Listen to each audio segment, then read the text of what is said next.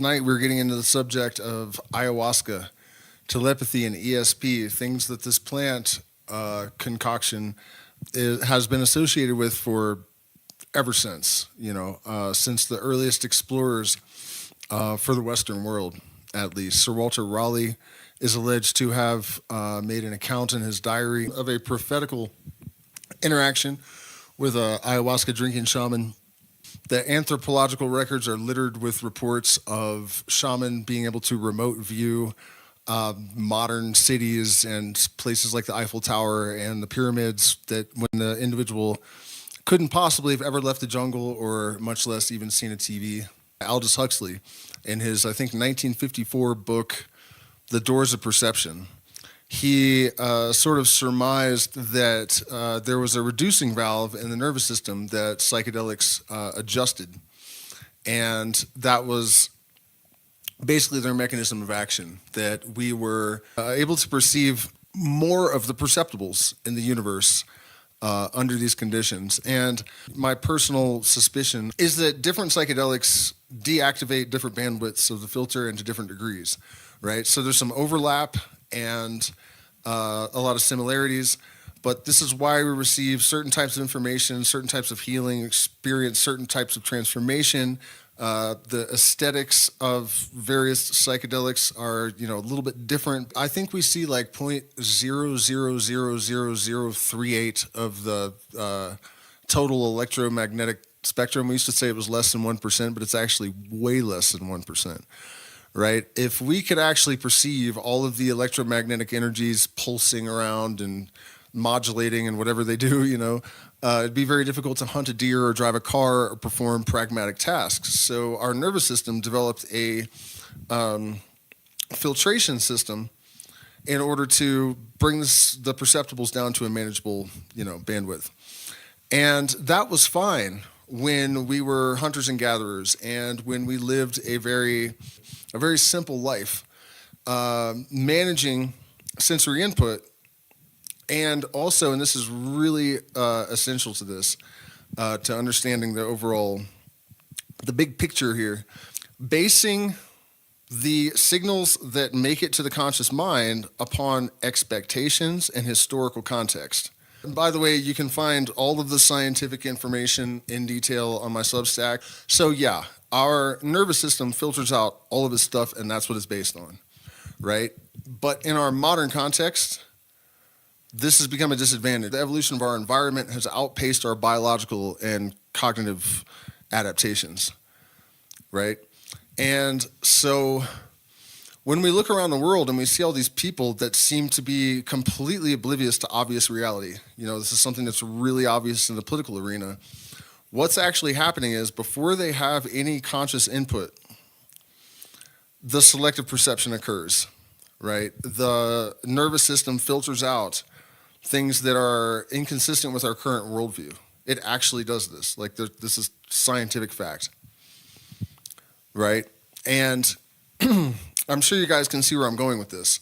It's served us in the past. It does not serve us now. For one thing, our environment is completely different, and it requires a different speed and depth of cognitive processing capacity, and just as a child has their reality filtered for them by their parents, if we have accumulated the wisdom and matured as a species, the childhood filters are being removed by the parent, and that is a matter of necessity based on our environmental context.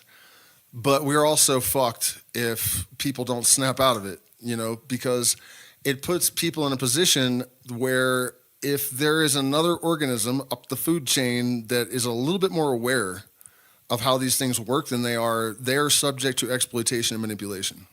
This is the fundamental secret of propaganda. He who controls belief controls perception to a degree that most people would have a hard time accepting.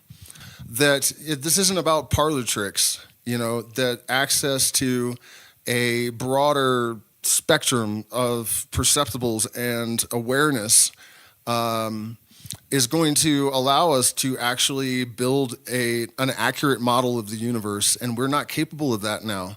We can't trust our perceptions. We can't trust our senses. because they filter out everything that's not consistent with our preconceived notions about what the universe is and how it works.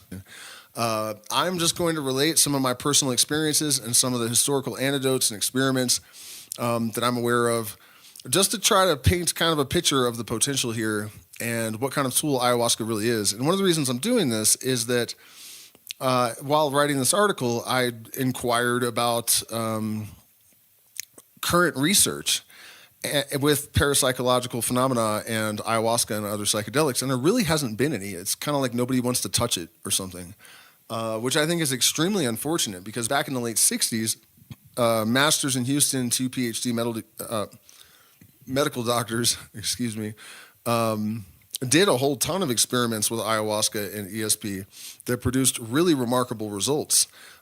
In one situation, they had the subject separated by a couple of floors from the ayahuasca drinker, and the projector, I guess you could say, was viewing like really abstract pictures of guys skiing down a mountain with a UFO hovering above and everything's on fire to limit the possibility of guessing or the probability of it. And the results were like something like 99% accuracy or some craziness like that. We have historical reports from people like Sir Walter Raleigh that I mentioned earlier. He said that he was talking to a shaman who said, "I can know anything when I drink the vine." So he said, "Tell me something you couldn't know." And the shaman said, "Your sister is dead." And he received a letter a week or two later saying that 3 days prior to him asking the shaman, his sister had died.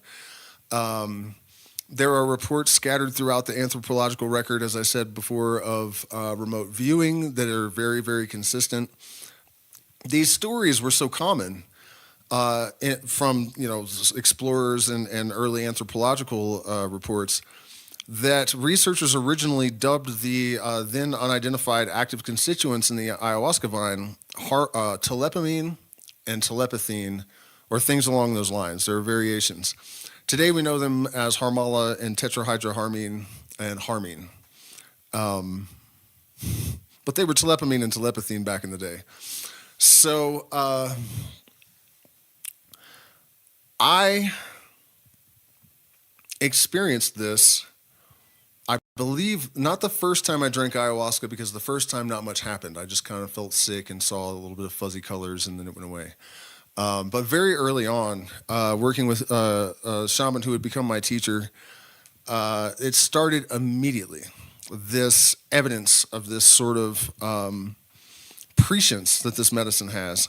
And eventually we're going to get into all sorts of different aspects of this, because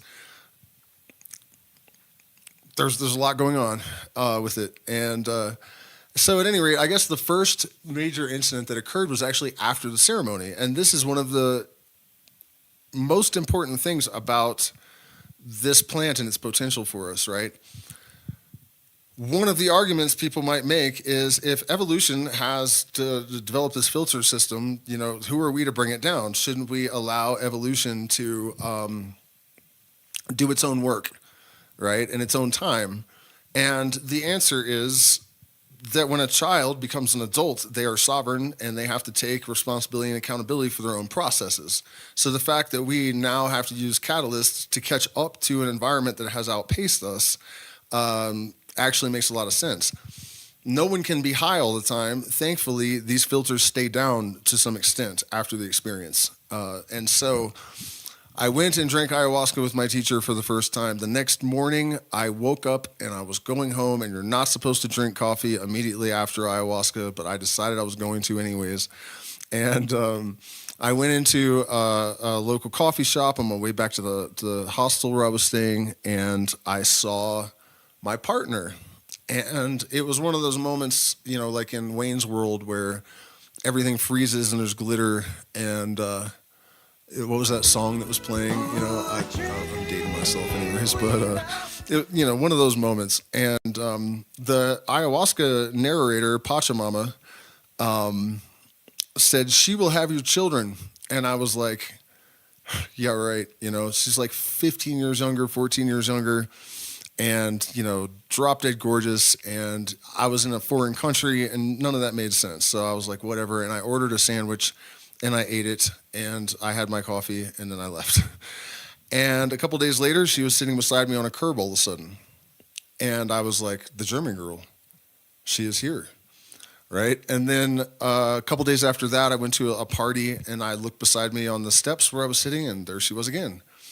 And now we have a child who is 6 years old in the room next to me.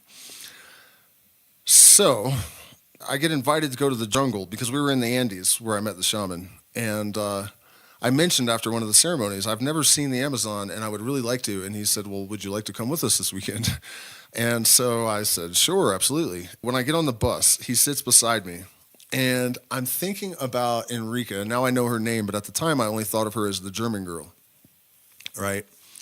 So I was just replaying that scene in my head where Pachamama says she will have your babies, and as soon as I do that, the shaman looks at me and he goes, "The first time I saw my partner, a voice in my head told me she will have your babies," and I was like, "What?"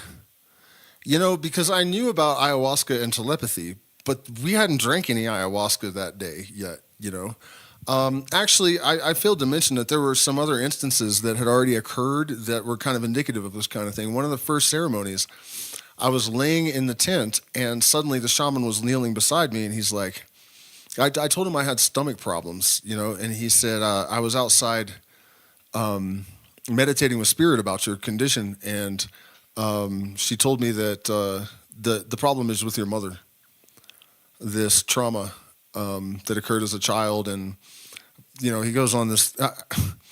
One of the only times I thought he was off of his rocker, because I will tell you this, his cure that he suggested, he said, even if you have to pay her, go and find a woman that is lactating and have her feed you like a baby. And of course I was, laying there in the tent thinking, thanks for the good intent, but I don't, that's not happening. In retrospect, however, not only my mother didn't breastfeed me, which he could not have known, right? There is, many years later, I looked into it, and there is connection between the sort of autoimmune condition that I had and mommy issues, basically, mother-related trauma. But you know what I mean? He couldn't have known that. And I wouldn't be one bit surprised if there's that colostrum or something that would have just fixed my issues, on the spot, probably. So as insane as it sounded, he was probably exactly right, both from a like medicinal point of view and like some weird trauma adjustment. So that happened. And so then we go out to the jungle, and I'm sitting on the deck thinking, and this is towards the end of the ceremony, I'm thinking about when I go home already. And I thought, I should ask the German girl to tea or something. Not dinner. That's just seems like it's just too much. And I open my eyes and I look beside me, and there's the shaman sitting there, and he says, the German girl, ask her to tea, but by the river. And I'm like, okay, that's like at least two major like telepathic incidents here. So let's see, the next night, I guess, I was laying on the deck, and I was just kind of looking through my forehead, but I wasn't thinking about it because you're used to seeing stuff with your eyes closed when you're drinking ayahuasca, So it didn't really occur to me, why am I looking through the middle of my forehead right now? And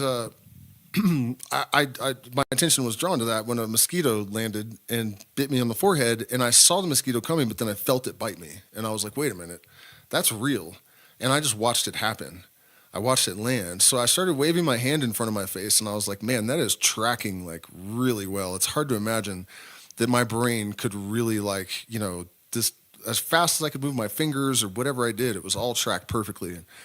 But I have my eyes closed, but it's like I'm seeing through one single eyeball in the middle of my forehead, right? So I stand up and I'm looking around, and I can see the deck railing and everything. There's kind of an orangish tint, as if I'm looking through bone and blood, right? And I'm thinking I'm seeing through my pineal gland right now. Like, that just is ridiculous, I think. But I made a note to go home and check, and it turns out that it actually totally does make sense. But here's where it gets really crazy. The next morning, when I went down to breakfast, I see the shaman. He doesn't say hello, good morning. Would you like some eggs or whatever? Usually oatmeal, I think. Um, he said, sometimes you can see through your forehead when you drink the medicine. First thing out of his mouth, right? And I'm like, okay. And there was like layers to that because it was acknowledging this ayahuasca telepathy and connecting it to the third eye. So I go home and check, and sure enough, the pineal gland is connected to the neovisual cortex and has rods and cones. So definitely not out of the question. And then there's also this connection with like DMT activating the pineal gland. And this is something that plenty of reports of this, right? Daniel Pinchbeck called it a cult hangover. I experienced a tremendous spike in synchronicities and precognitions and that sort of thing after my first large dose of DMT. This is not something that is peculiar to my experience at all whatsoever. In fact, while we're on the subject, let's take a little diversion into the world of DMT. I had smoked DMT, and as the vision was closing, a mantis, I guess, stuck its head out of it was like the cloud of vision was like closing like a Bugs Bunny cartoon at the end, where it would make that little thing, and sometimes the pig would stick his head out and say something or whatever. And the DMT entity did that, and it stuck its head out and it said, I'm not going to say her name, but this person specifically just sent you $1,000. And I was like, what? Because I had not asked anyone to borrow money. I had not sent out any distress signals. This person had never sent me any money before. I rarely even talked to her. It made no sense at all. And my phone beeps, and I pick it up, and it's that person. And she's like, hey, I just want to let you know I sent you $1,000. Right? So I guess that DMT third eye connection just kind of reminded me of that other incident. So let's get through all of the major incidents with this one particular shaman. And then we're going to go to the first major download incident where I received astrophysics regarding the Sirius star system that was published for the first time 10 days after the ceremony. The chances of guessing it correctly is like 1 in 26 septillion or something, according to AI that I've checked with. So, and this is where the story takes kind of a dark turn. But I went back to the jungle with this shaman. As I was leaving, he said, when you get back to the farm, because I was staying with my mother, do not interact with your mom. Go around her, avoid her at all costs, and go to the yurt. I swear I'm 99% sure I did not tell him I was staying in a yurt. He said, go directly to the yurt and say everything you need to say to the smoke. Do not say it to your mother. And I was like, what the hell, So I go home to the farm, and my mom and my stepfather had taken a hit of acid, which totally shocked me, but my mom wasn't adjusting to it well, and she went into her thing that she did. She had NPD, and it was a very difficult situation, right? So she went into her thing, her toxic thing, and I lost it. And it was bad. It took hours of her, provoking, and she was very much doing it deliberately. The next time I saw her, she was dead from unaliving herself. She was in a glass box. And that is something that the shaman apparently had anticipated, right? He's like, just go get away from your mom, go directly to the yurt. I was tired. I literally just didn't want to get up. I came in and sat down at this table, and I was just melted into the chair. When we were drinking in the Shuar way, which means like fasting, barely any water, hiking through the jungle and the mud and the mountains all day long, and then drinking ayahuasca and then rinse and repeat, for 3 days in a row. So I just didn't want to get up, and she just kept poking and prodding, and it went south real bad. So I returned to the jungle again after this. And I'm already knowing that I'm going to have to deal with this. First night, totally smooth, easy peasy, and I was like, wow, maybe maybe I'm off the hook here, with the like massive trauma processing. And that wasn't the case. The next night, I was surrounded by spirit beings in the most like crisp, vivid vision I had ever had with eyes open. And they were real cool at first. They were dancing and like give me thumbs up, like, hey man, good job or whatever. And at one point, there was only one female in the circle of like 12. And at one point, I saw that female spirit reach for my partner. She sits up when she sees it and goes to hug it back. And at the last second, the spirit is like, don't touch me, mortal. And I watch my partner looking all dejected lay down. And I'm like, okay, that was... And before I could finish that thought, my mom has like descended from the heavens, and she's got blue flames coming out of her eyes. She's like decomposing, and there's blue flames coming out of her mouth, and she's obviously in anguish and really upset. The spirit beings all turn into demons. All of a sudden, it's like a hellscape, and I was trying to get my partner to like help me or something. I was like kind of nudging her and like hey, I'm trying to cuddle up to her, and she wasn't like responding. And I didn't understand that, so I asked about it later, and wait till you hear what she said. And so the Pachamama, like the way I generally experience this to this day is that there's the main narrator who is Pachamama, and then there are sort of like compartmentalizations of her being that are other entities or whatever. So, sometimes you're interacting with these like, I don't want to call them lesser, but these compartmentalizations, I guess, of this entity. And then there's the main narrator. And so while all this stuff is going on, there's a dialogue with Pachamama occurring as a sort of narration. And she says, yeah, the reason that you shouldn't, take your own life is not that God is going to punish you exactly. It's just that your energy remains in the same place. And you didn't get out of anything. And then when you're on the plane of pure energy and consciousness, it's even harder to get yourself back together. So it's just, just not advisable as a solution for anything, because you're not doing anything but making things worse. And so that was kind of rough. I'm like, okay, so my mom's not at peace. I kind of figured that, but I mean, so it wasn't getting any better yet is the point there. And then later after, the spirit beings went away and I'd sort of collected myself. I asked my partner, why were you ignoring me? And she said, because there were skeletons everywhere and just flames and death. And I was like, oh my God. Do you remember trying to hug the lady? And she's like, yeah, kind of.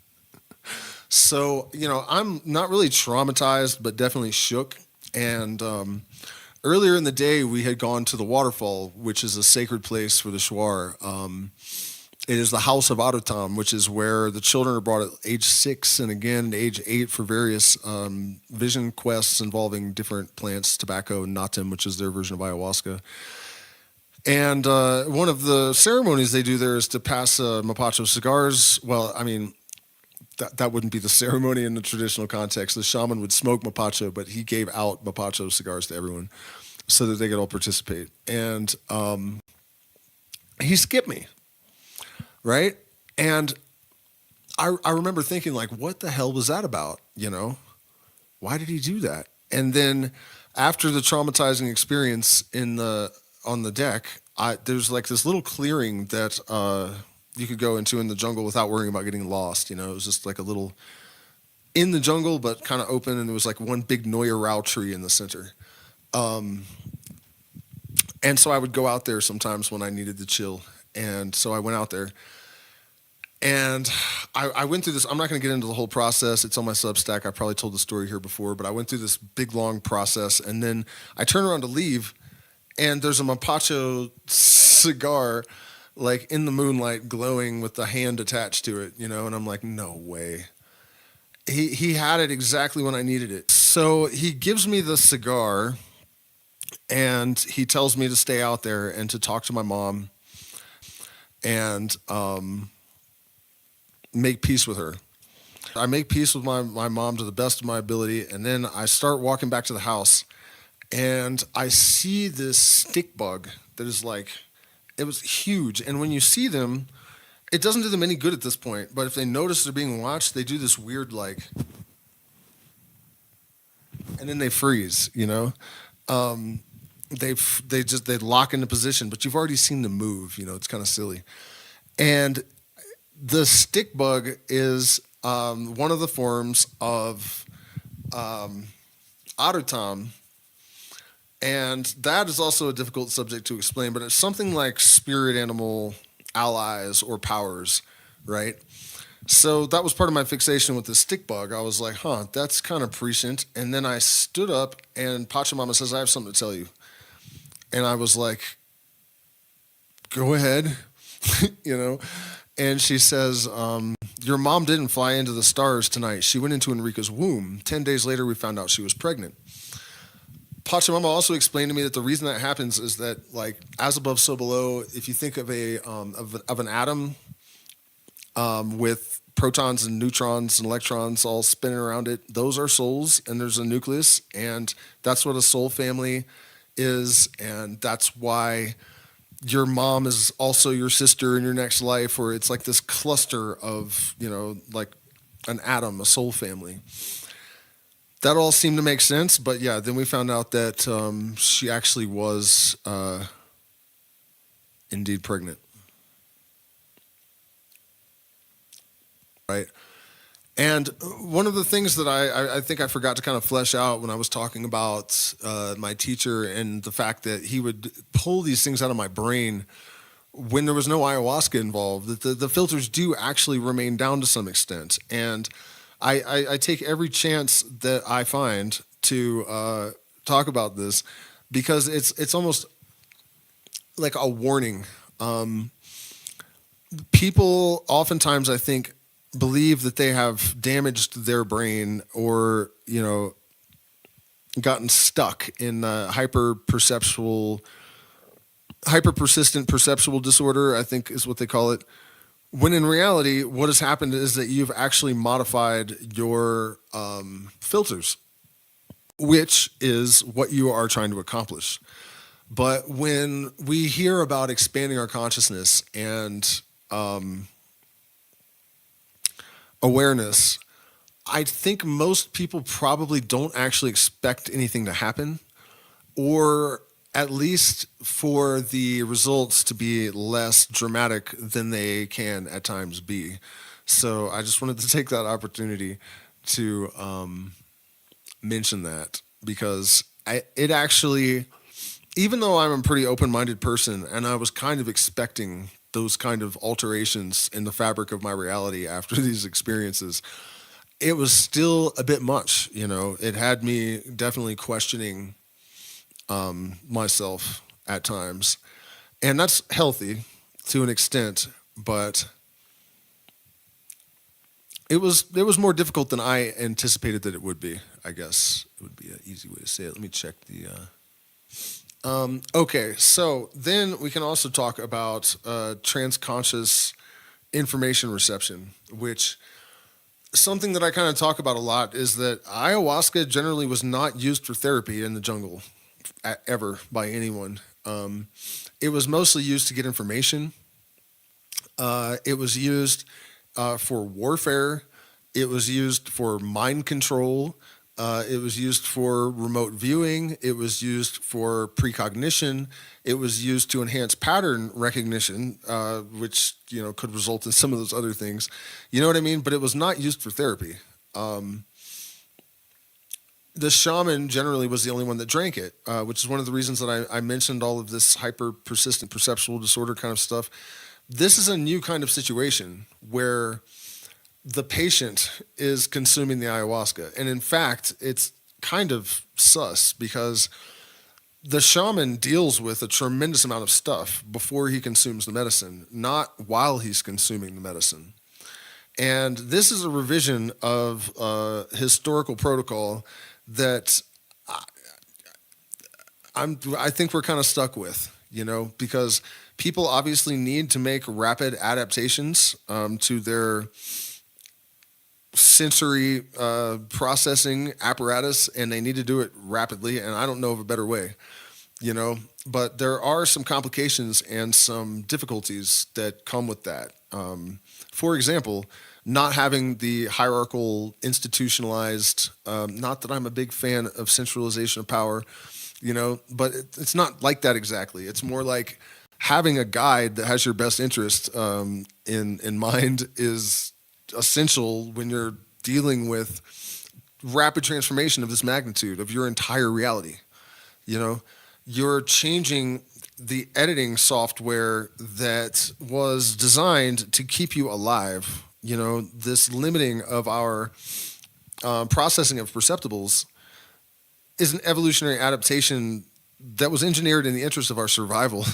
So messing around with that without any training or context, it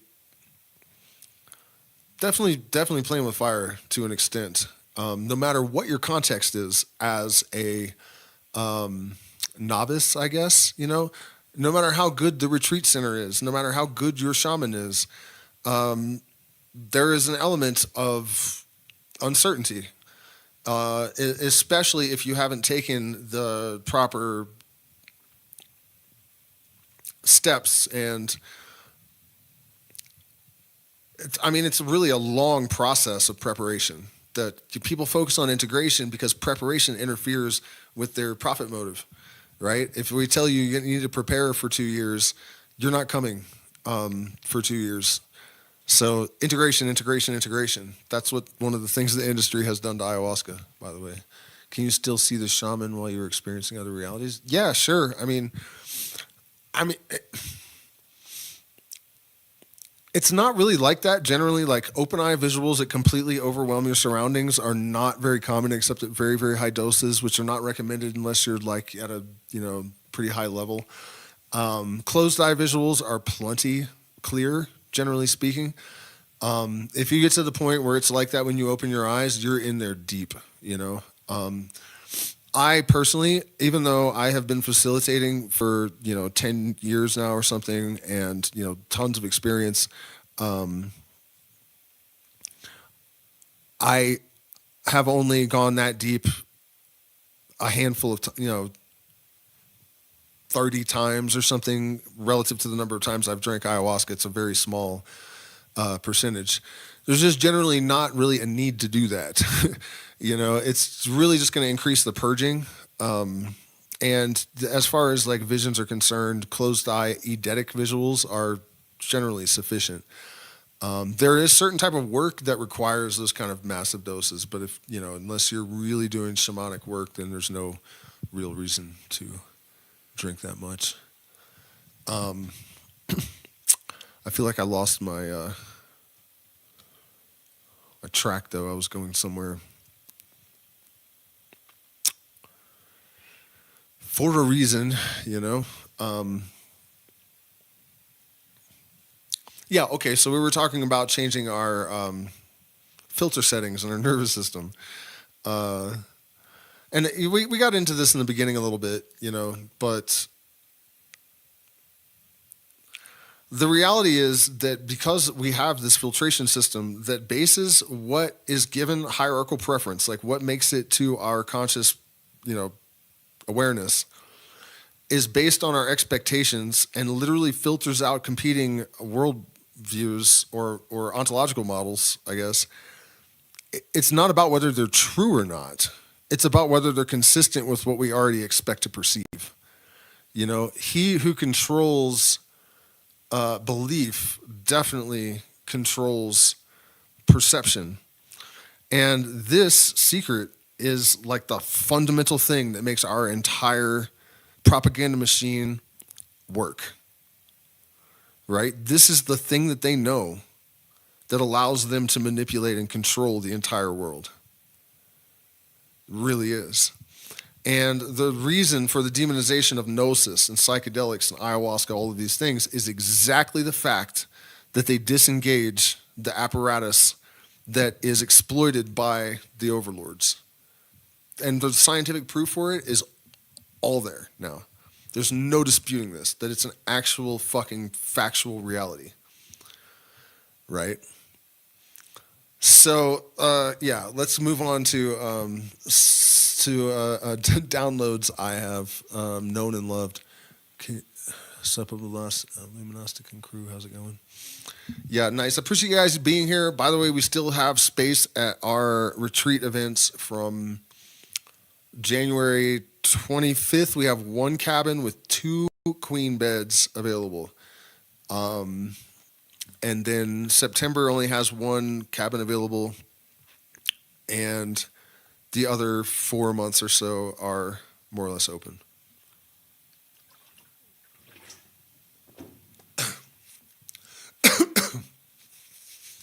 So if you're interested in joining us, shoot me an email.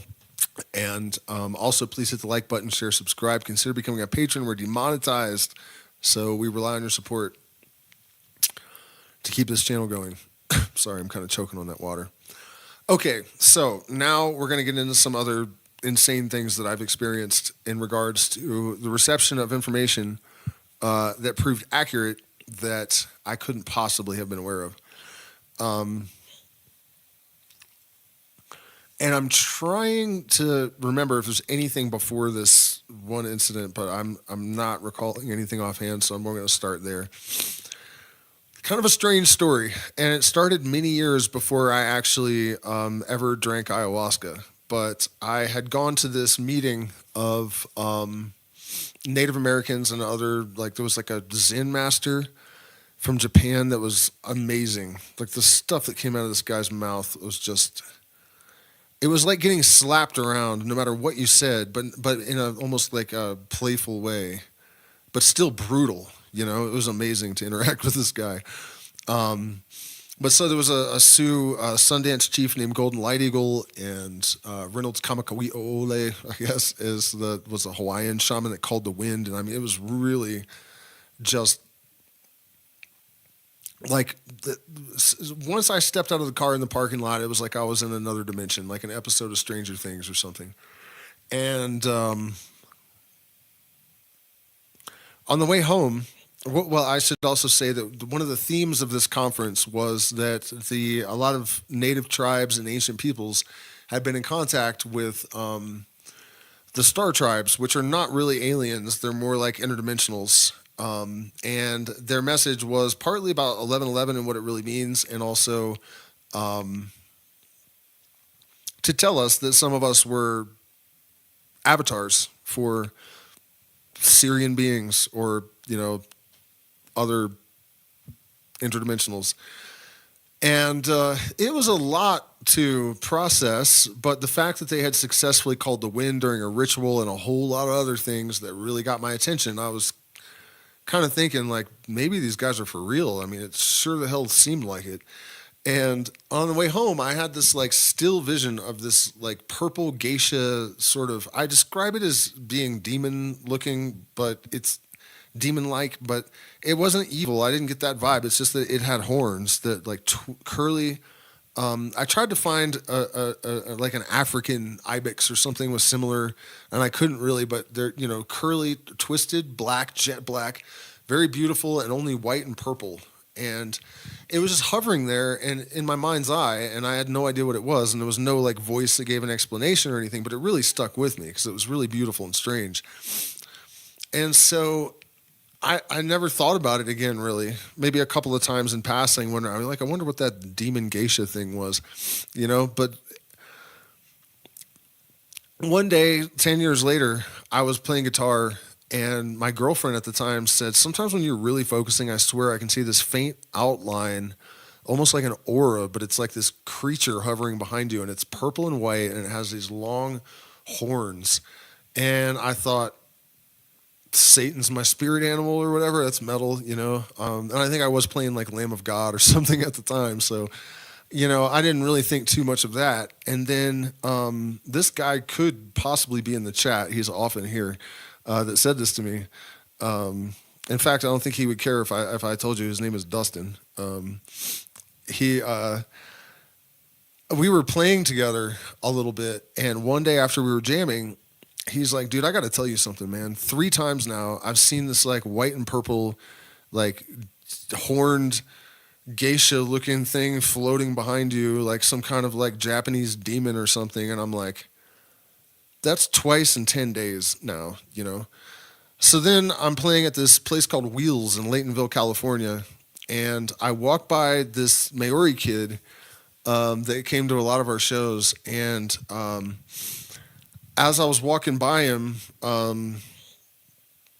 he stopped me and he's like, "Hey, dude, I gotta tell you something. Sometimes when you're playing, I've seen this, and I'm like purple demon thing in his eyes. Like he's like, you know about this?"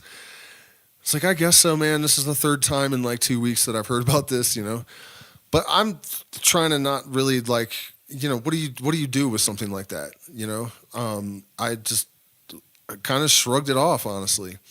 So maybe 6 months later, I'm in ayahuasca. I mean, I'm in Ecuador, and I drink ayahuasca maybe like the third or fourth time, and I'm walking back from the toilet and to the teepee, and Pachamama says, "Remember this?" And I'm looking at that purple demon geisha thing from that vision all those years ago, and then it hits me. All these people that have been seeing this thing, that's it. It's that thing. It's that fucking thing. That's what they were talking about. And, you know, I'm just kind of like slack-jawed, staring like, this is just too much now. And she goes, "Would you like to know what it is?" And I was like, "Yeah, of course I would." And she's like, "Well, you know how a particle can be in superposition and it's the same thing in two places? Souls are like that too. This is you as you exist on a gas giant that didn't become a red dwarf star in the Sirius system because of the influence of the gravitational influence of the other two stars." And I got a bunch more information regarding this I'm not going to talk about yet. And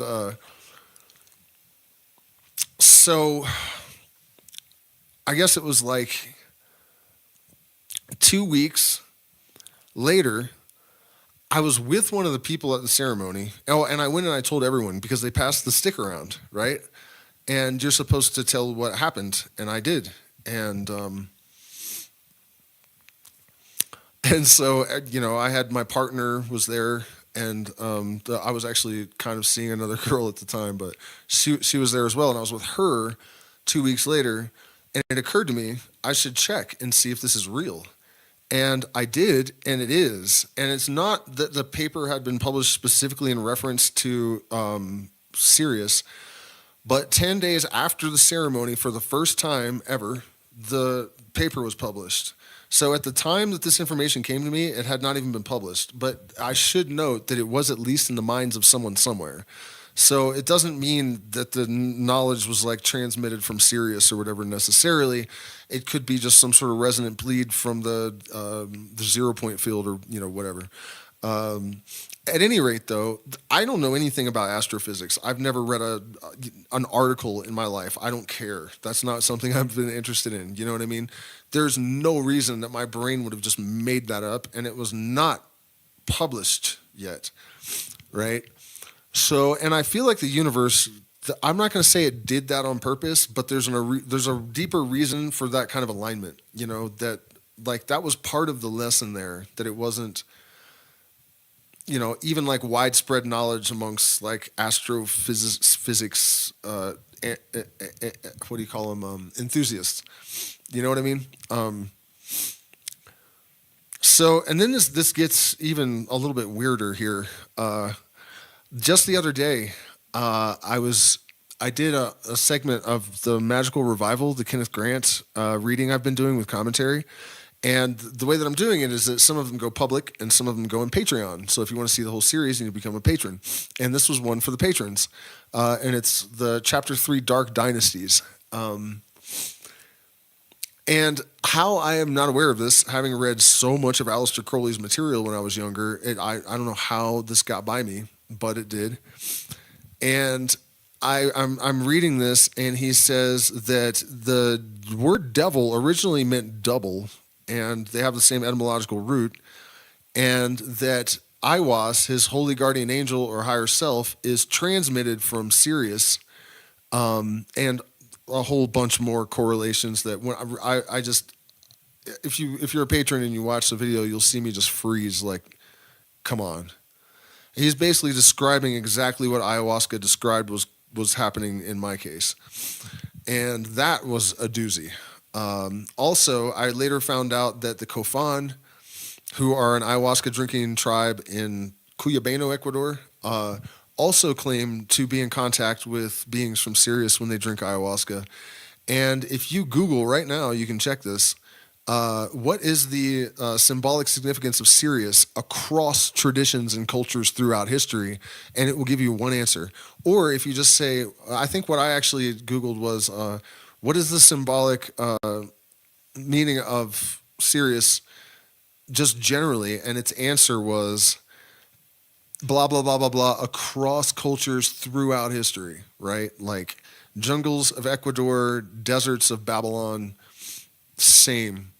And the idea basically is that it's a ultra powerful transmitter of a certain level frequency of consciousness. Basically the gnosis, what we call the secret doctrine, some of us. And the sun is basically just an amplifying node of this transmission. That Sirius is really the governing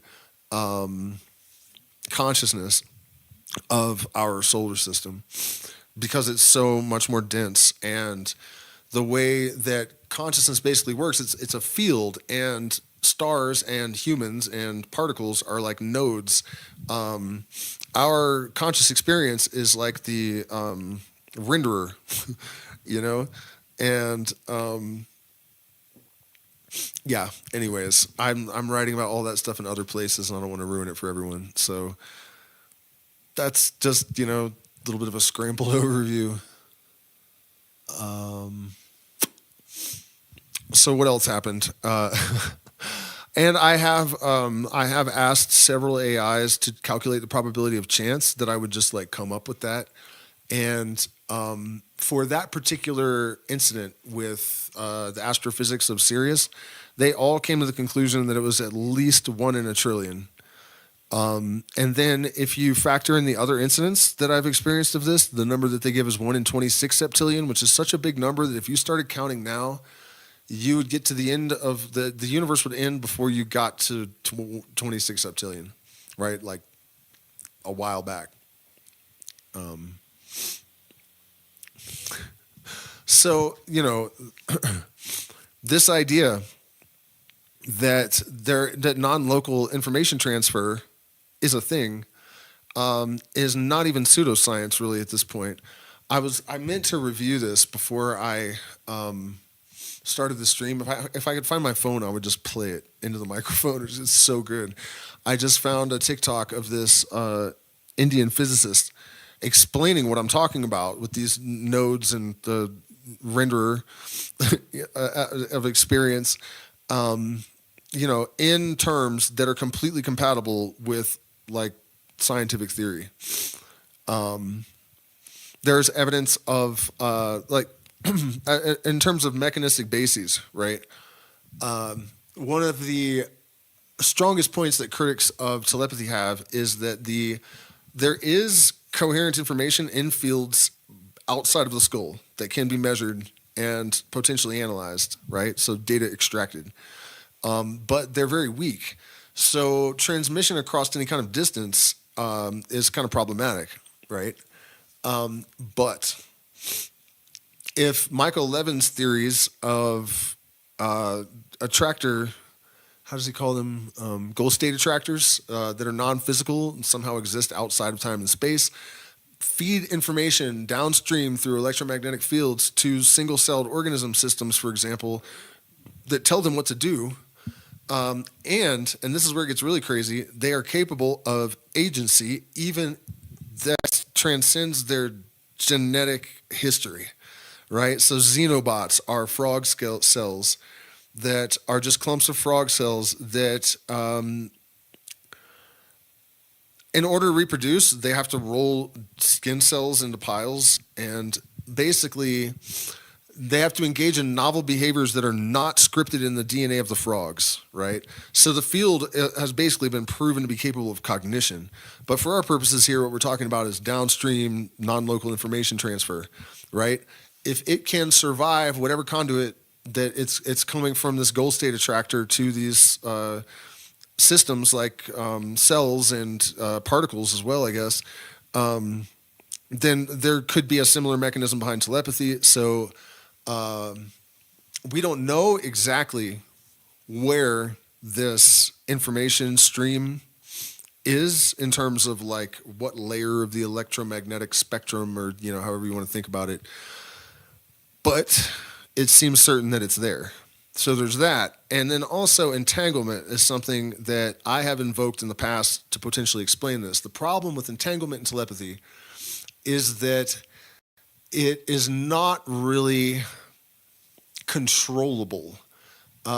In order for it to be like the source code that is legible for non-local information transfer between human brains, it doesn't really work like that. However, if you look at how, and I'm not going to get too deeply into this in this context of this live stream, and you guys will probably appreciate that really. But if you're curious enough, if you look into how entanglement is used to communicate with the space station, computers, how they, interact using entanglement, then you'll understand how the same thing could be happening with human minds, basically. And there are other bits of evidence in favor of mechanisms, right? I'm not saying in favor of telepathy necessarily. Well, yeah, they are. All right, here's an example. Somebody made some, brain scan helmets, and they stuck them on jazz musicians that were improvising collectively. And they had perfect neural synchrony. And when you look at these papers, you'll see the language is written so that they do everything they can to avoid calling it telepathy. Perfect neural synchrony. We already have a word for that, you guys. It's telepathy. Perfect neural synchrony. Perfect. It's telepathy. If you got, I've done what's going on, Max. Yeah, Sirius bottom left constellation. There's a lot of weird stuff in regards to Sirius. I almost really went off on a tangent about it tonight, but I don't want to ruin all of my other content, and it's all behind paywall, so it'd be really rude of me. You know what I mean? Like, I wanted to talk about it, but I'm like, no, I can't spoil my surprises for people that go so far as to support the channel. By the way, you guys, if you have any questions, comments, or subjects you would like me to weigh in on, I still have plenty of time. I must have said all that really quickly, because didn't I only start at 9:30? Jeez. I have way more energy tonight than I know what to do with. It's really strange because I've been really groggy lately, generally speaking. I'm trying to think. I know I've gotten more information from ayahuasca that turned out to be accurate than just the serious thing. But the thing is, I've done that before that and after that.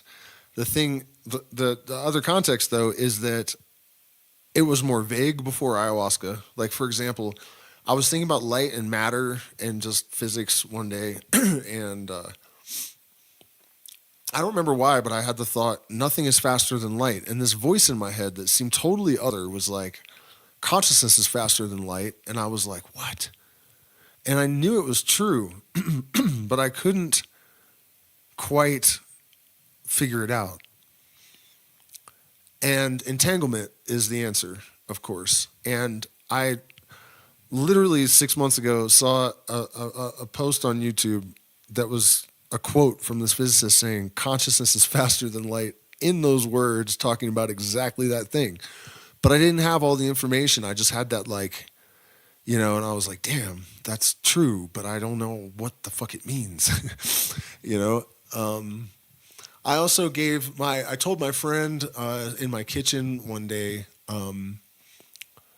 that there was going to be I'm scared to even talk about this because it's so touchy. There was going to be a thing that wasn't real that caused a lot of fascism.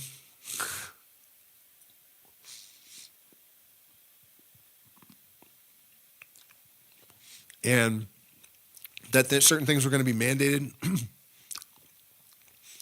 And I said the real purpose of it was to create, so that was the beginning of like the prison planet. And he asked me, when is this going to happen? And I said, the shit will hit the fan in 2020. No idea why I'm saying these things. I just know that that's the case, and it came out of my mouth, But post ayahuasca, that non-local information transfer that I've experienced has gotten way more highly specific. So I'm not going to get into it all because I've probably talked about it too much. But I basically was able to describe a subquantum mechanism involving Calabi-Yau manifolds, D-brains, and basically the describe the way that creation happens at the most fundamental level. And you'll if you go way back in my videos, you'll see references to it. I'll say things like, at the most fundamental level of creation, there is a process of replication by reflection, and there's a reversal of the image. And what I was talking about, it turns out, are Calabi-Yau manifolds with A and B brains and mirror symmetry, and how. But what I'm saying is, I think I've always had that kind of intuitive capacity, whether it's just like, really advanced pattern recognition or whatever. Lucky guesses have been ruled out statistically. So that's not it. Ayahuasca and other psychedelics that definitely seem to have attenuated the system, so it's more concise. And when these instances occur of this non-ordinary cognition, I guess, not unconventional, maybe, whatever. It's it's a lot more refined, and I get more details than I did in the past.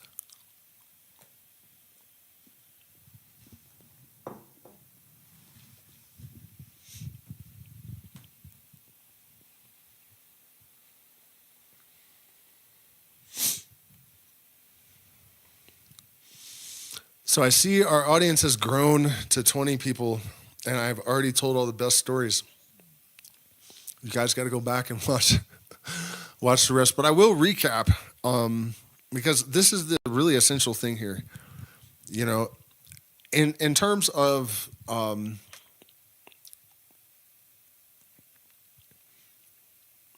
becoming I'm choosing my words very carefully, trying to anyways.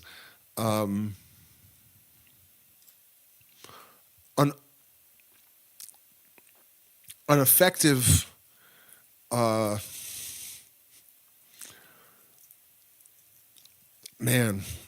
let's say organism, I guess, a collective organism. Telepathy certainly could come in handy. I'm not going to elaborate at all on what I mean about that. I'm just hoping people can kind of read between the lines, because it may be coming to that. But what I really want people to take away from this, and like I said, if you subscribe to Substack, then you get all the science behind this. But the science is in. Our nervous system has signal gating that is based on our own preconceptions and expectations. The overwhelming majority of the universe is filtered out before it's ever registered consciously. We know that some of these imperceptibles are not irrelevant, because the brain has been shown to be influenced by them, even though they were subliminals when they were perceived. But they can affect decision-making in the future, right? So that implies that things at least a minimum sort of magnitude of relevance are filtered out. I think it's fair to assume there are more relevant things, right? Bearing in mind that historically it made sense for us to have this narrow perceptual parameters, right? These limitations.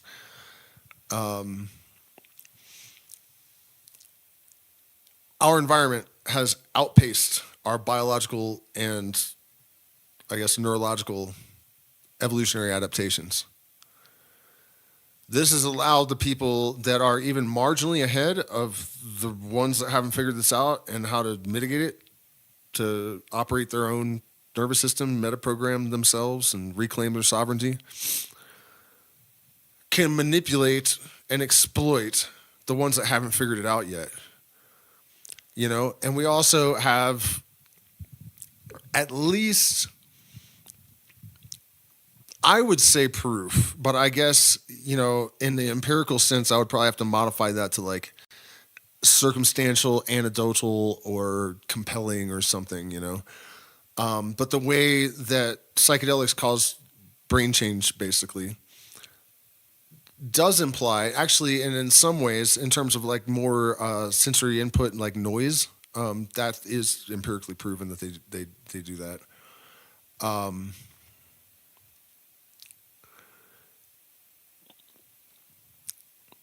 We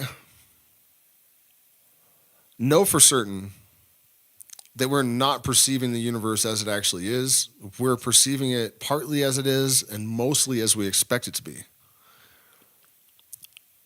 And the evolutionary adaptation that we have to consciously catalyze in order to catch up with the evolutionary trajectory of our environment, we know what this sacrament is and increasingly how to effectively use it.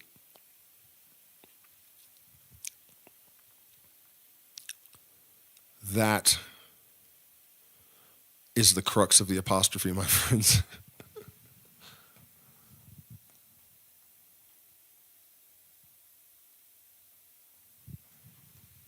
All right, so you guys still got me for a few minutes. If you have questions or comments, subjects that you would like my input on. Also, one more time, we have one more cabin with 2 queen beds, January 25th through, it's just 7 days. You can extend for longer, though.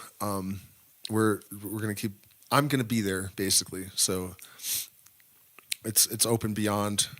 But for now, we just have a 7 or 10 day event from the 25th to I think the 4th. Yeah, the 4th of whatever month follows February. And then we're gonna have plenty of other opportunities in the late summer and fall. We're not doing the middle of the summer anymore. I decided I need a break. So shoot me an email. Also, I have slots open for consultations if you guys are interested in working with me one-on-one.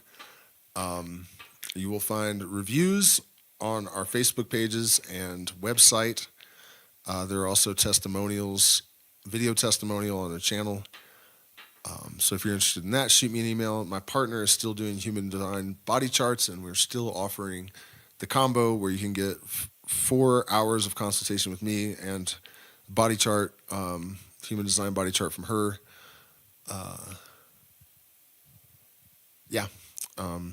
Subscribe to Substack too. Anyways, let me check the chat and see. I'm sorry, you guys. I have a few minutes of lag. Where's the event? The event is 5 kilometers downriver from Puerto Maldonado. Sorry, I'm getting a bit tired, I guess. Look at my puffy eyes. Yeah, and so Peru. And the property, I did post a video. There, we didn't have pictures of the accommodations yet, which are posted in the community now. But yeah, it's an amazing property. There has been a jaguar print found by the cabins recently. There's a picture of that in the video. And there was an ocelot on the property a little while back. There are, oh my God, where's my brain tonight, man? Those little chunky things that Japanese people are keeping in capybaras. They ride around on they're not crocodiles. They're caiman, the black caiman. They'll ride around on the caiman, and they're you can pet them. You're not supposed to pet wild animals, but what are you going to do if a capybara just walks up to you? I had this happen with a tapir in the jungle, and I definitely petted it. We all petted it. We petted it every time we saw it because it would always just come up to us. And you're not going to not do that. If the animal is there sniffing your camera, you're going to pet it. I'm sorry. But there's video of that too. And the tapir used to approach us and our guests all the time, and it was sweet, you know. And the locals would kind of freak out. They're like, "Hey, no, don't! It'll bite you." But it did. It was just so sweet. It would just lay there, and I would rub its belly like a dog and stuff. After a while, it started just flopping over when it saw me coming. So, you know, it was of course in an area where there's no hunting, so you're not like putting the animal at risk or anything. And it's just been around people too much. But yeah, the capybaras, I'm not going to hold it against you if you end up with one in your lap. You know, it's not your fault. They just do that. Mm. And then in November, sorry, I got to have some cocoa. It's getting late. Past my bedtime. It's not true at all. I'm a night owl for sure, but I never adjusted to this elevation. I really didn't. It's too much for me. I'm really going to be relieved to get down to the jungle in a couple of weeks. What was I saying though? Oh yeah, in November, when the water's low, you have a much better chance of seeing large anacondas, and that's one of the reasons I'm going down there. Like that's been my spirit animal since I was, 6 years old or something. The first time I saw one, I was just like, that is the coolest thing on the entire planet. And of course, the association has become much deeper over time. In fact, the particular ayahuasca that I drank in the first dozen or so ceremonies was Ayahuasca adotam. So in the Shuar tradition, the kids are taken to the waterfall and given tobacco and natam. At 6, some of them, hopefully all of them, but certainly some of them, attain adotam or visions of adotam. And what that is kind of difficult to explain. It's something like the universal mind, but also it has like compartmentalized aspects of itself. So anaconda adotam is kind of like a totem animal or a spirit ally. And so Ushwin, which is the Shuar word for shaman, receives anaconda adotam. It means that he is a healer and he is also obligated now to heal. And so the adotam of the particular Oishun that made this ayahuasca was the anaconda adotam, and I really appreciated that synchronicity, because there are a lot of adotam. It could have been anything. There's jaguar, stick bug, shell. They're not even all animals. Some of them are things, types of wood,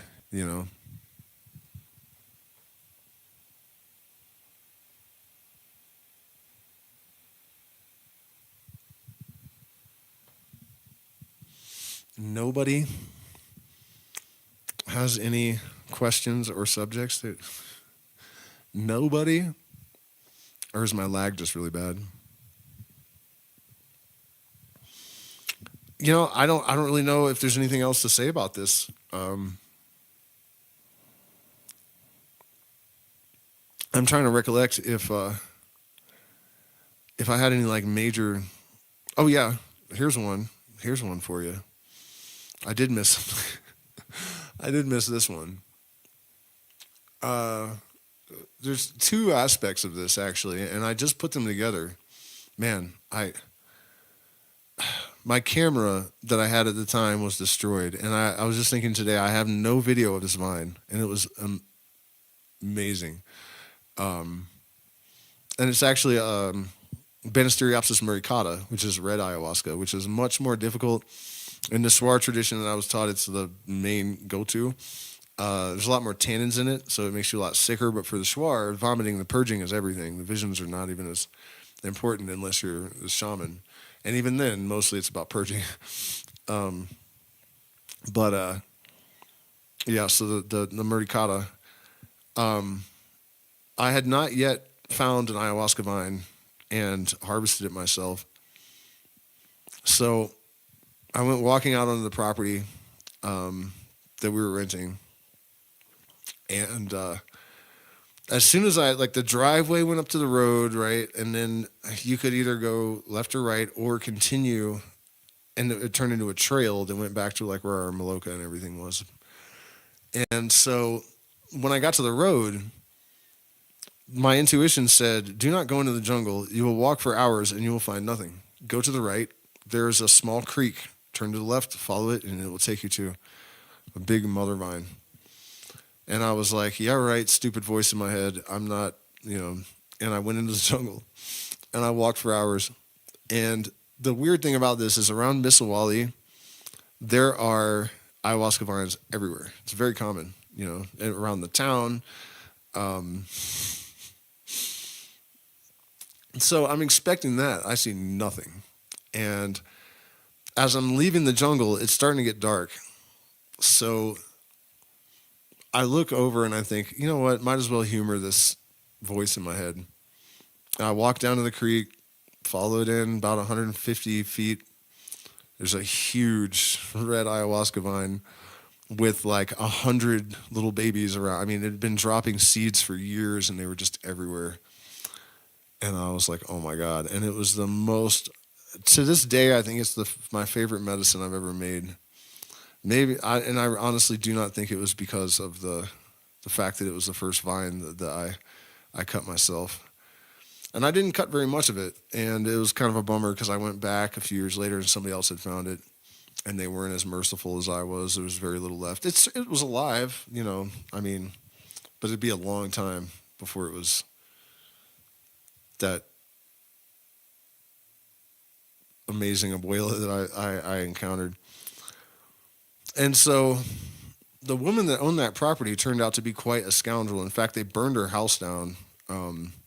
Whether or not she was in it when it happened, I haven't gotten a straight answer exactly. But, and so the final straw was we had a client and she came down. She was supposed to be in Canada. I told her, okay, I'll rent your place, but you have to leave, and she didn't at first. I had to kind of run her out of there. And before she left, she came down and said in front of our client, do not pay the locals, the Quechua locals, the tribe whose land we were living on, really, more than the whatever it was, 15 soles a day or something. Or no, it's not soles there. It was dollars, wasn't it? It's like $3.50 or something crazy like that. And because if you do, you'll ruin it for all of us, and they'll expect it. And I was like, fucking huasi pungero, like, what are you doing? Like, first of all, our friend here is about to drink ayahuasca for the first time, and this is the energy you're bringing down here. So I was mad as hell about that. And then I pulled out my phone after she walked away, and I checked, and it was below the legal minimum wage.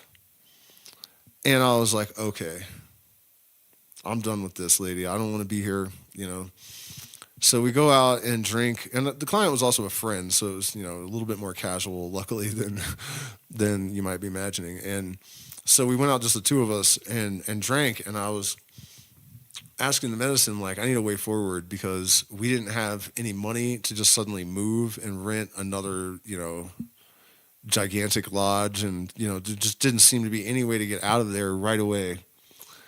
And so the medicine told me, as the ceremony was wrapping up, tell your friend that you're going to find a serpent at the house tomorrow. And that might not sound like a big deal, but I had not seen any snakes around the house because we're in the jungle, really. But the Quechua beat the jungle back because you don't want Dos Equis and Brazilian wandering spiders. And you know what I mean? It keeps the creatures away because they don't want to expose themselves. They stay in the jungle, sort of. Better. They're contained better. So, you know what I mean? You didn't see a lot of snakes and stuff. And she said, I just want you to tell him that so that, there's a witness so that you'll take it seriously because I know how skeptical you are all the time. And I felt like it was a reference to the vine that I had refused to listen about, like it remembered, and maybe I'm reading into things there, but that's what it felt like. And she said, and you'll find a way forward the day after. And I was like, all right, So we go back down to the house. The next night, my partner is like, hey, come out here. And I go out, and there's a little, definitely highly venomous snake, really colorful. And I just knew I was fine to pick it up, so I did. And it was rear fanged and really small, so I didn't really need to worry. But I had it running through my fingers, and I called the client friend, and I was like, hey, look, remember the snake? And he's like, what the fuck, man? And he actually got a little bit paranoid and thought maybe I was staging stuff by the time this was all done because it was just so insane. Of course, it's not possible, and you'll see that in a second. But so then I told him, like, well, she also said you'll find a way out of here the day after you find the snake. So let's see about that. So the next day I go to Tena to get agua florida. And I usually go to the market and buy it because, they sell it everywhere. And I'm walking by this shaman shop that I've never seen before. So I go into it. And I see, I also saw the agua florida. And I thought, well, I'll just get it here. And plus, I've never been here, and I don't know whose shop this is. And I go in, and there's a Quichua man that turned out to be a shaman from Talag. And he just immediately is like, hey, I have this property that I'm trying to rent that is right on this beautiful river, and it was crystal clear. Like we were able to run a sleuth too, and just like dig for gold all day. And he had a pet coati that was a huge pain in the ass. There's videos of it on the channel. Randy the coati was a nuisance, man. And it basically, try to imagine a raccoon and a monkey like crossed. It's not good in a lot of ways. But yeah, that thing hung out with us all the time. We'd go gold panning with it, and it would like root around in the pan and try to help. And so it was this massive property with like boulders with petroglyphs from like pre-Incan tribes, and like just insane. And I thought, well, that's wonderful, but we don't really have any capital. And he's like, you can just pay me a percentage. And I'm like, wait a minute.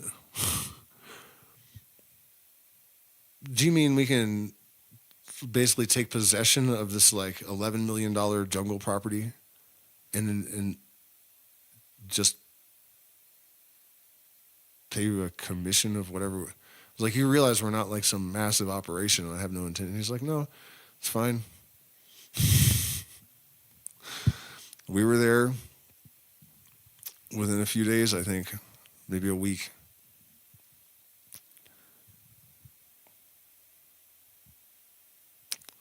So,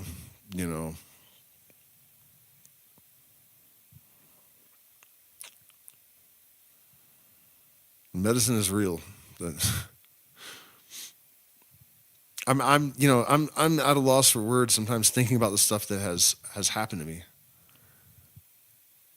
Like even experiencing it is almost not enough to like fully process the implications or something. But not without its shadow side, man. I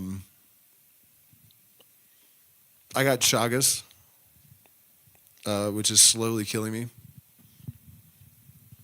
And that happened at that property. I got bitten on the lip by a kissing bug because that's what they do. They look for moisture. And so that's why they're called kissing bugs. They bite you on the mouth. And I woke up one day, it didn't hurt at first.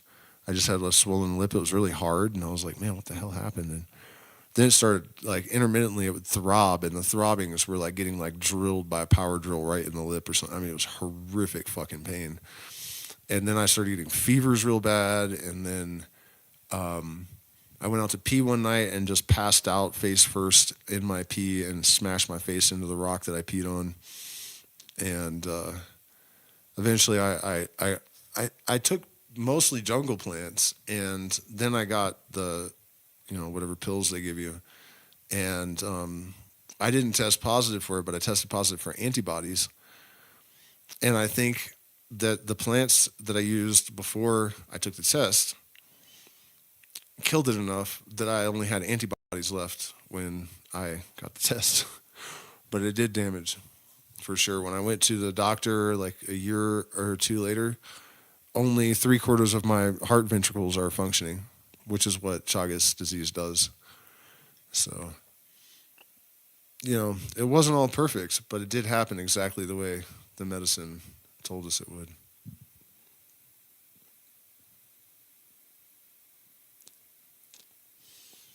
Have you ever shared a dream with someone else? Funny you should ask that. I almost told that story twice.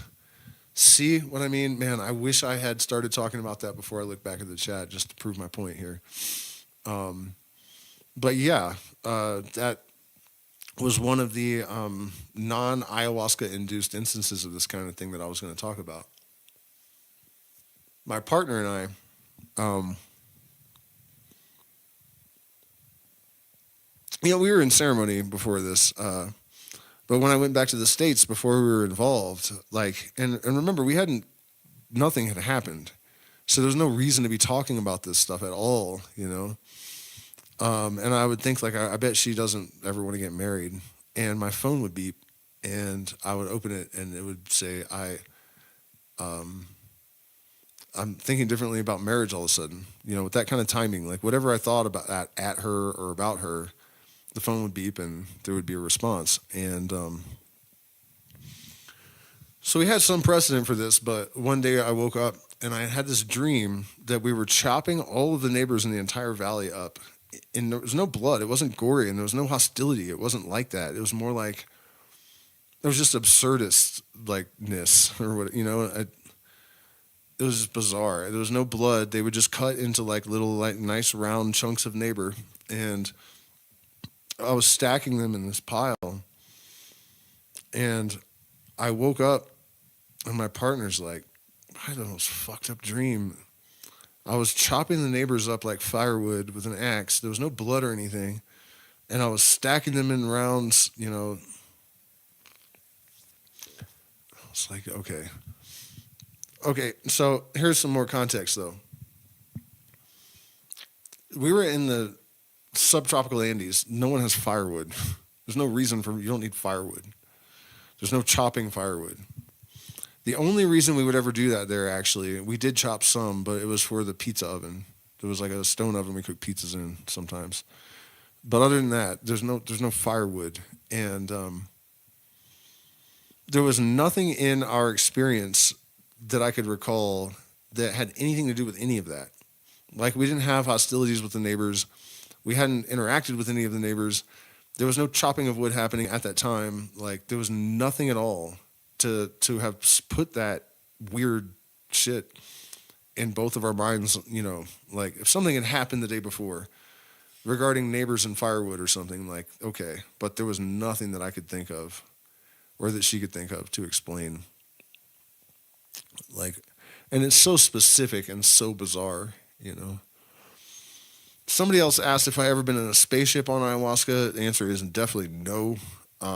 However, I have been on a spaceship when I ate an insane amount of mushrooms when I was 21 years old. And it was kind of an accident because they weren't fully dry, and I made some kind of assumption about their size relative to their drying process, and it was just complete nonsense. And for whatever reason, I honestly think the reason is that this needed to happen.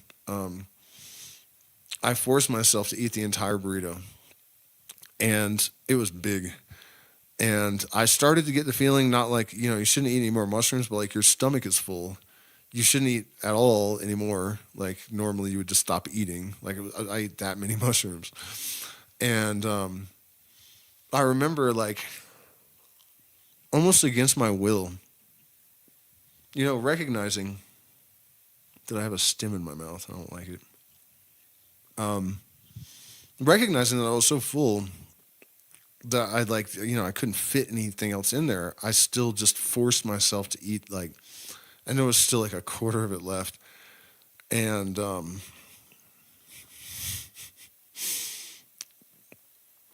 had just gotten married, and my wife was sitting on the couch, and she asked me for a glass of water. And this is when they realized that we had a problem.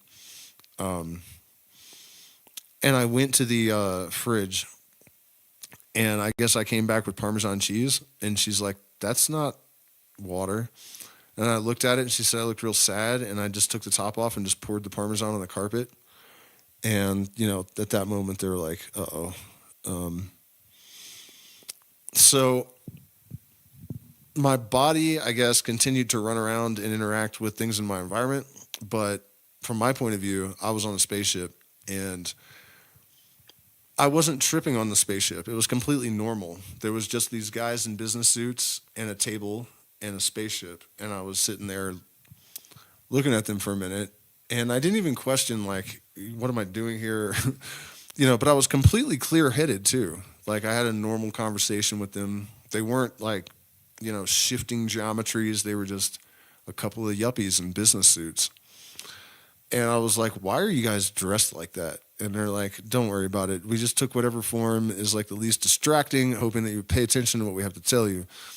And I was like, okay, bet. And they're like, amongst other things,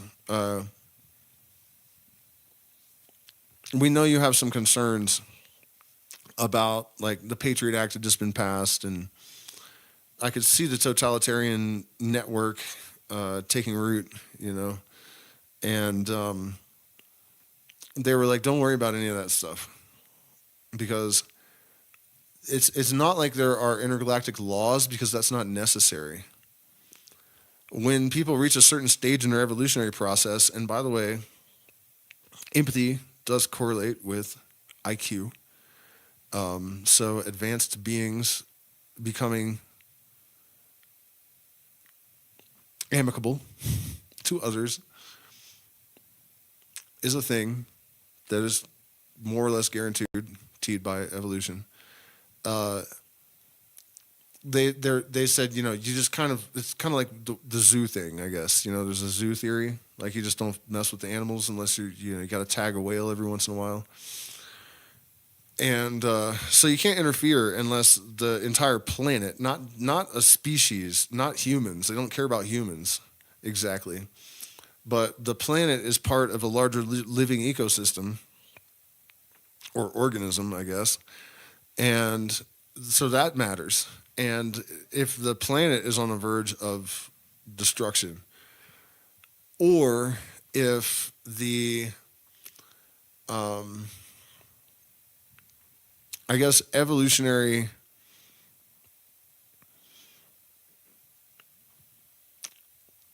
apex, I guess, creature is going to extinct itself, that's a fundamental part of, like, the process that's occurring on these ecosystems. And so in such a case, they will intervene at the last moment, right? But at the very last moment, because you just can't otherwise. It's got to be the very last moment. And I was like, well, yeah, that makes sense. I hope this is real. Because otherwise I think we're fucked. And they're like, yeah, and by the way, you're not going to like it very much when you wake up. So we're going to let you have some fun. And they opened up the back of the spaceship, and I went flying out riding an electric guitar. This part's almost embarrassing. And I was riding this, like, colorful rainbow of sound thing, and Jerry Garcia comes flying up next to me in his own little, like, rainbow fucking fairy dust music trail, energy cloud, whatever the hell it was. And he's like, hey, man, this is what I do now. And I'm like, I'm not surprised, And we rode around a little bit together, and then I zoomed off into my body and woke up. And I was staring at a stick figure that was drawn on the ceiling with very large breasts and a penis. And I was like, that is just stupid and also very strange. And then I looked over and I saw a toilet, and I thought, I don't think I'm in the laundry room because I figured I had just walked down in the apartment complex to the laundry room and just like passed out on a washing machine or something. And when I saw the toilet, I think I knew what was going on at that point. And then I had a flashback that I could feel of like cops tackling me, and my knee getting hurt. But it wasn't happening at the moment. It had already happened, obviously. But it was real when I remembered it. It's like I remembered it by going back through the experiences if it was happening. And then I was like, okay, well, one of the things I learned tonight is that the universe is made of vibrations and consciousness. And so if I can just make the right sound, I can change reality. So I started making all these insane sounds, like just howling the weirdest frequencies I could, and I was focusing on that obscene stick figure, trying to get it to change into something else to start. I figured I'll start with the stick figure, and if I can turn it into something other than this weird obscene bullshit, then maybe next I can work on the jail. And, the cops are like sliding the thing and they're like looking at it like, what the fuck is wrong with this guy? And, yeah, it sucked. And then, like, I remembered, I'm not even going to say what I called them, but like I remembered spitting at cops when they brought me in the control room, and saying some shit to them. And then they stuck me in a waiting cell with a guy, and I was like, hey, what are you in here for? And he's like, I got 14 years for punching 2 cops. And I was like, that sucks, man. I was 21 years old, I'd just gotten to Colorado and stuff. And then the cops came and got me out for processing, and they're like, do you know what happened last night? And I was like, no. And they're like, you hit a cop. And I'm like, uh-oh. And I thought of the guy they put me in the cell with. I just got 14 years they put him up to that, I'm sure. Durango cops are like the coolest cops on the planet, luckily for me. I didn't really hit a cop. Nothing even close to that. They were just fucking messing with me. And I think they stuck me in the cell with that guy and probably told him to say that to me. He might have been in there, like a ticket or drunk. You know what I mean? It could have been complete bullshit because it just seems too coincidental. But for like 2 hours, they had me thinking I was on my way to prison. And then when I finally went in front of the magistrate, I was like, so what am I being charged with? And he's like, I don't know, let me see. Disturbing the peace. And I was like, son of a bitch. So I go to court, and the arresting officer's like, well, the judge is like, what happened here exactly? And the cop is like, well, we saw the suspect wearing a Grateful Dead shirt, and he had dreadlocks and a fucking hip necklace on, and he came up to us and he started reading the poetry that I was spouting, and it was crazy. Like, I wish that I remembered exactly what it was, but the cop wrote it down. I knew exactly what I was talking about, too, when I heard it. And the judge is like, okay, so the defendant walked up to you guys and started spouting this poetry, and you tackled him and arrested him. And the cop is kind of like, yeah, Your Honor. I mean, he was clearly, the judge is like, what, too weird for public, like, what exactly was the problem? And the cop's like, and I know I just said Durango cops are cool, and I do get it, like, I'm sure I was all bug-eyed and like, not making any sense, and they just were cops and they don't know what to do, so they just tackled me. They probably tried some verbal commands, and I just was like, whatever, alien, like, and so the judge just dismissed it, and nothing happened.